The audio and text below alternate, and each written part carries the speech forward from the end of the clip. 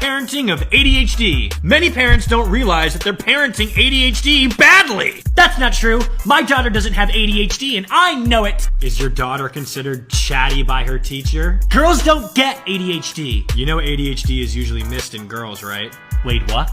What? ADHD?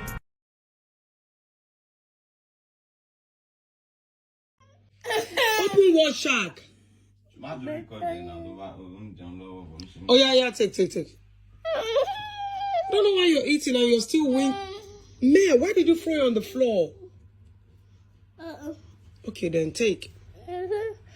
Okay, take. Okay, sorry. There you go. Okay, eat it. Open shark. What do you mean open shark? Give me that. Don't throw it away. Why did you put it on my own jacket, for God's sake? Stop it now, Mel. Stop it now. Stop it.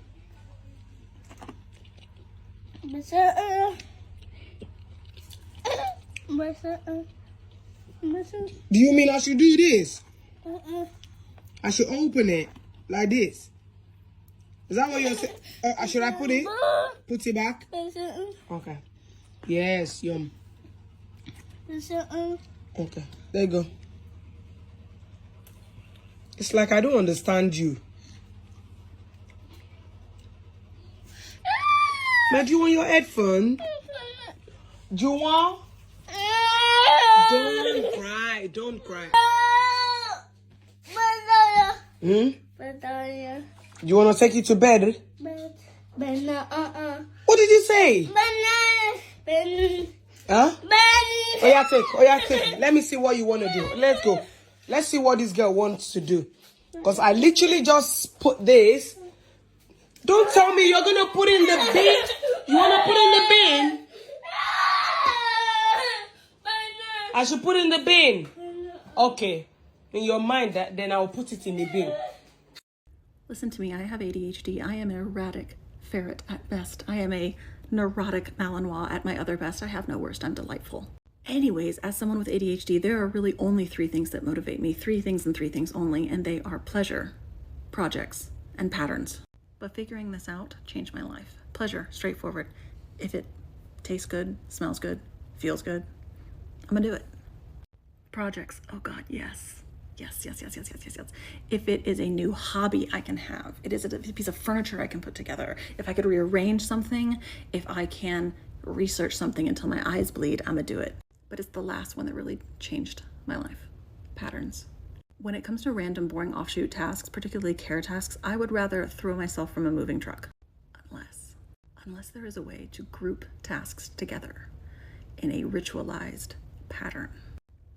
Then my brain says yes. Let's do it.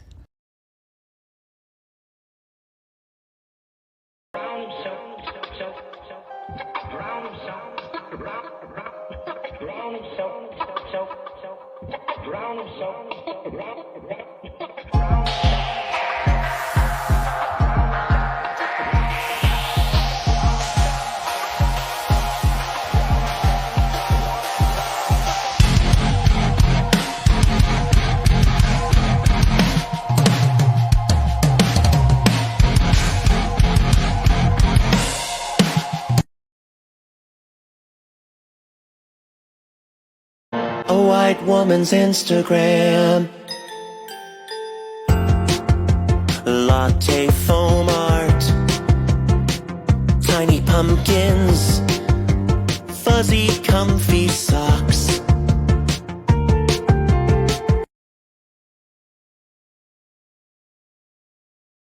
Before I started Wellbutrin, I never thought that I was depressed. I thought I was a bed person. Obviously, the reason why I loved my bed was because as a kid, it was the one safe place that I could be to feel my feelings, to feel safe. It's just so comforting. My bed was my safe haven. And so it continued to be my safe haven throughout my years of depression and anxiety and insecurities and whatever. I could go hide from the world in my bed and be okay in there. As I started to get off Adderall, I was also working on my work-life balance and my work fulfillment and all of those things. So I was feeling generally happier than I had in years. And I still spent a lot of time in bed. It was very hard for me to get out of bed in the morning. I would frequently get out of bed, eat breakfast, get back into bed, sometimes eat breakfast in bed, stay in bed for long hours. Like, I would fall asleep so easily. I just was a bed person, and I never realized that this was weird until I had a roommate who also has ADHD living with me throughout 2021. And she is a very hyperactive form of ADHD, whereas I'm very inattentive type. And she kind of noticed and was like, I've never witnessed someone spend as much time in their bed as you do. And I've always hung out with people who are like similar to me, like depressive types. So I was like, oh, I thought this was normal. When I started Wellbutrin, the first thing that I noticed was that I was able to get out of bed and stay out of bed for hours. Like, if there are days, it happened this morning, there are days where I get out of bed and then I get right back into bed and I'm like laying there and I'm like, oh my God, why am I so tired? And then it's because I realized I forgot to take my Wellbutrin. As soon as I take it, I'm out of bed and I'm like hopping around, doing all the things. And it's changed my life, because I used to have to, like, first thing in the morning, go work out, come back, shower, make my bed, do all these things. I had tricks to make sure I did not get back in bed. And even still, I'd go sit on the couch and like fall asleep on the couch. It was severely getting in the way of my life. So Wellbutrin was absolutely life-changing, because I realized after the fact, I was like, maybe being a bed person isn't a thing. And maybe I did also benefit from the antidepressant effects of Wellbutrin, in addition to the ways that it helped my ADHD. And by no means is it a cure-all for my ADHD. Like, God, I still struggle with a lot of things, but it helped tremendously in areas that I really could not figure out on my own. And once I was off Adderall, I was like, I need something, because you get it. Here is my model of ADHD. Please give me your feedback. First, ADHDers have a particular neurotype. For ADHDers, they need interest, challenge, novelty, urgency, and passion to engage in activities. This relates to genuine neurobiological differences. ADHDers often have overexcitabilities. This is psychomotor and imaginational overexcitabilities, which may also be accompanied by intellectual, sensory, and emotional overexcitabilities. There may also be co-occurring autism. ADHDers often have the triad of intensity, complexity, and drive. There may be genuine challenges such as aphantasia and dyspraxia. There are also important social contexts for understanding the experiences of ADHDers. This includes ableism from capitalism and the medical model. So this involves social expectations around activity levels, consistency, interest, productivity, and emotional expression. This brain style, combined with these social factors, results in the reinforcement of social norms. This is expressed as microaggressions, such as comments like, oh, you're always late, and you forgot again, of course you did. And punishment or rejection for genuine difficulties related to the neurotype. The short-term impacts of these on ADHD individuals is that they use perfectionism and people-pleasing to try to protect themselves from these experiences. They also have feelings of failure. They experience rejection sensitivity, but this may be better conceptualized under the broader term of injustice sensitivity.